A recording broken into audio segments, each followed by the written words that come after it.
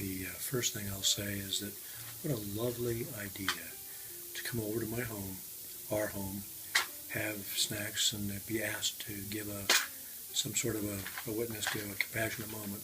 So thank you, Kimberly. The one that comes to my mind is where I was shoveling snow for a senior. He was a professor, and you would go over to his home whenever it's part of the Ice Busters program in Boulder, Colorado. And we'd had a 2-foot snow, and I'd shoveled for him on a Thursday. And then that Saturday, we had 2 more feet. Actually, it was a Friday, and I came in and shoveled again, and he felt so guilty that I'd shoveled 4 feet in 3 days, whatever it was. And he wanted to have me come in for breakfast. And I said, Maury, Maurice was his name, there's no need to give me a meal, and I really need to go to work on campus.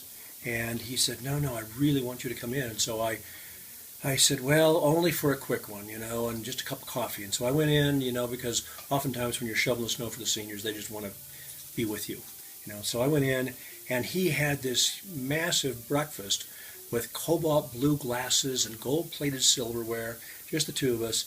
And he kept bringing the food out for the breakfast, and we talked for 2 hours.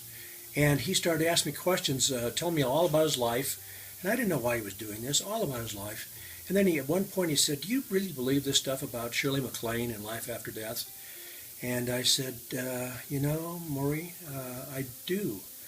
And we talked a little bit about that, and then I said, I just really got to go to work. And so it had been about 2 hours. I walked out. He hugged me. It was just a lovely, event. And I said, this is just so special. I won't forget this morning, and I won't. I never have. I went to work, and the next day I get a phone call from Oklahoma. And it turns out that the sister of this man, he was never married, she said he had died that morning. And they found him by the front door with a leash on his dog. The dog was barking. He was getting ready to walk his dog after our breakfast. So he chose me to have his final witness of his life. And then was to take the dog out to walk and died right there. And when I went to his memorial service, he was Jewish, and we went out to a cemetery, and everybody was grieving around the front line. And I'm in the back row, and I'm saying, way to go, Maurice! Just what a way to go, and what a blessing to share that time with me. And thank God we both listened to our own inner voice.